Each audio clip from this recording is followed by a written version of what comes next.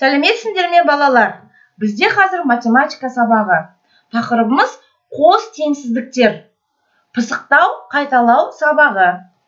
Өткен тақырыптарды есімізге түсіру үшін келесі бейне жазбаға назар аударайық. Сонымен қос теңсіздік дегеніміз не? Есіңе түсір. Әрине, достым, екі қарапайым теңсіздікті біріктірсек, қос теңсіздік пайда болады. Келесі тапсырманы тыңда. Берілген қос теңсіздіктерді оқы. Қос теңсіздіктердің оқылуын есіңе түсірдің бе? Жарайсың, достым. Енді үшінші тапсырмаға назар аудар. Жиындардың қайсысы 2 кем 3-тен теңсіздігінің шешімі бола алады? Тапсырманы орындадың ба? Олай болса, жауабыңды менің жауабыммен салыстыр, және де өзіңді бағала. Керемет, достым. Сонымен қайталау сабағы болғандықтан тағы бірлес есімізде түсірейік. Қос теңсіздік дегеніміз бір жолға жазылған екі теңсіздік. Жиындардың қиылысуын табу дегеніміз осы екі жиынға да ортақ сандарды анықтау. Енді екі жиынның қиылысындағы сандар қос теңсіздіктің шешімдер жиыны болып табылатынын есімізде сақтайық. Сонымен балалар, біздің бірінші тапсырмамыз астрономия ғылымына тікелей байланысты керек заттың атын табу. Ол үшін қолымызға калькулятор аламыз. Сол калькулятордың көмегімен есептеп, қандай сөз шығатын анықтауымыз керек. Ол үшін біз 6876-ны көбейтеміз 5768-ге. Қандай сан шығады, неше шығады? Кәнеки тездетіп, калькуляторларға салып шығарып көріңдер. Мен сендерден тезірек боламын осы. Кәнеки, кім жылдам шығарады екен? Я, дұрыс айтасыңдар. 39,660,768 шығады екен. Тамаша. Ендеше ол жерде қандай әріп тұр? Т. Бірінші бізде Т әрпін жазуымыз керек. Келесі. 45.188.000-ды 69.520-ға бөлеміз. Қанеки, калькулятормен есептеп жіберейік. Я, дұрыс айтасыңдар. Жауабы 650 шығады. Ендеше 650 деген жауапты тауып аламыз. Қай жерде тұр екен тауып көріңдер. Қараймыз.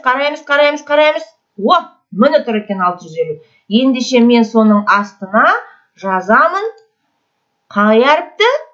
К әрпін жазамын. Дәл осылай балалар.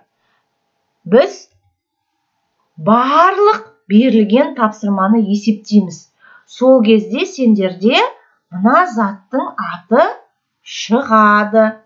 Мен сендердің кітаптағы тапсырманы қатесіз, дұрыс орындайтындарыңа сенемін. Балалар, үшінші тапсырма сендерге қызықты және шығаруға оңай болады деп ойлаймын, себебі бүгін бізде қайталау сабағы. Мен тек қана бірінші жолын сендерге анықтап көрсетемін, қалғанын өздерің осыған сүйене отырып, оқулықтарыңдағы тапсырманы орындауға тырысыңдар. Мысалға, Т белгісізі 5-тен артық, 10-нан кем дейді. Біз осы тапсырманы қос теңсіздік түрінде жазуымыз керек. Одан кейін шешімдер жиынын сан сәулесіне белгілеуіміз керек. Және шешімдер жиынын фигуралы жақшаның ішіне жазуымыз керек. Ендеше, Т белгісізі 5-тен артық болса, мен алдымен қай цифрды жазамын? Дұрыс айтасыңдар, 5-ті жазамын. Т 5-тен кем бұл жағдайда. Және Т нешеден кемеді?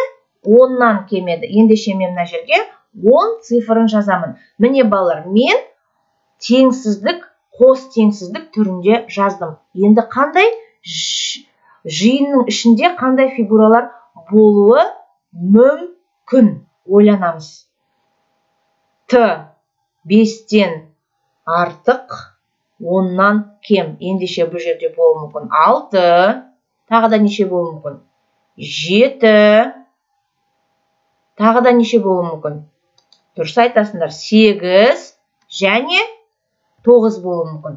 Енді сандық сәулеге біз белгілеуіміз қажет.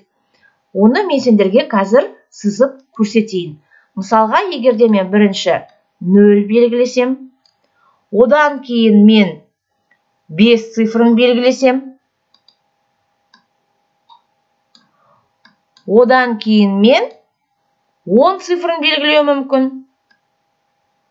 Содан кейін 15 цифрын белгілеу мүмкін. Яғни сандық сәуледе мен шешімдер жиынын көрсету үшін 5 пенен 10-ның, дұрыс айтасыңдар, ортасын алады екенмін. Яғни осы жерді мен сызады екенмін.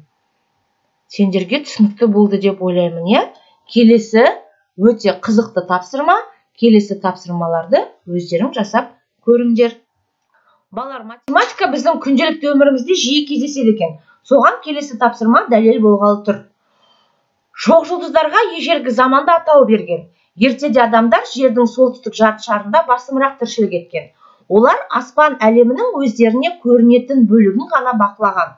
Сондықтан шоқ жұлдыздардың шамамен жартысы ғана 88-дің 47-сі ежелгі мифологиялық кейіпкерлердің атын берген. Оңтүстік жарты шардан көрінетін екінші жартысы тек 17-ші ғасырда ашылған. Оларға ұлы географиялық ашылулардың кейін атауы берілген. 47x артық 47-тен кем 88-ден қос теңсіздігінің шешімдер жиынын сан сәулесінде белгілеуіміз керек. Шешімдер жиынындағы сандарды атауымыз қажет. Қанша сан алынды? 17-ші ғасырда қанша шоқ жұлдызға атау берген? Балалар, міне бізде сандық сәулеміз көрініп тұр, иә? Және қос теңсіздігіміз де көріп тұрмыз. Қай саннан басталып тұр? Дұрыс айтасыңдар, 47-тен. Ендеше мен сандық сәуледе 47-ні тауып алып белгілеуім қажет.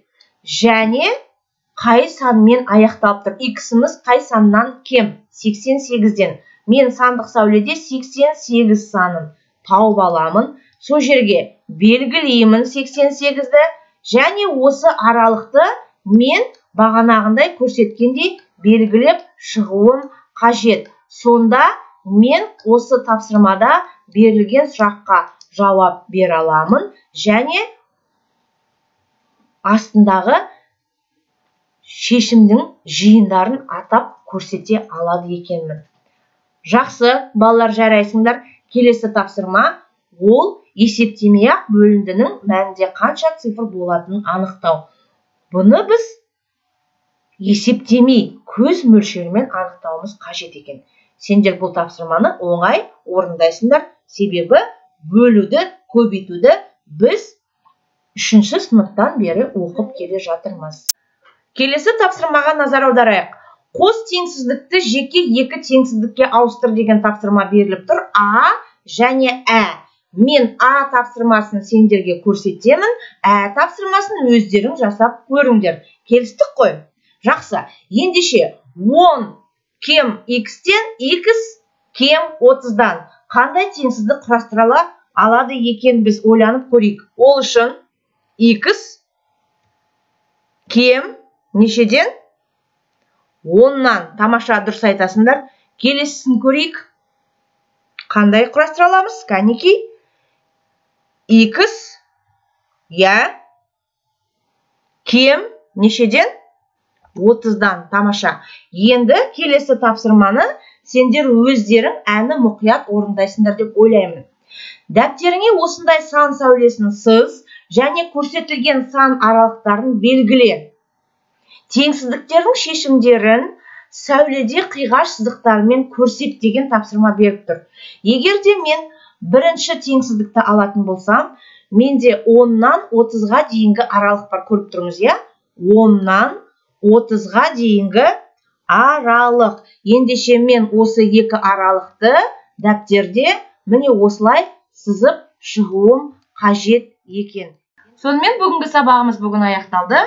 Сау болыңдар.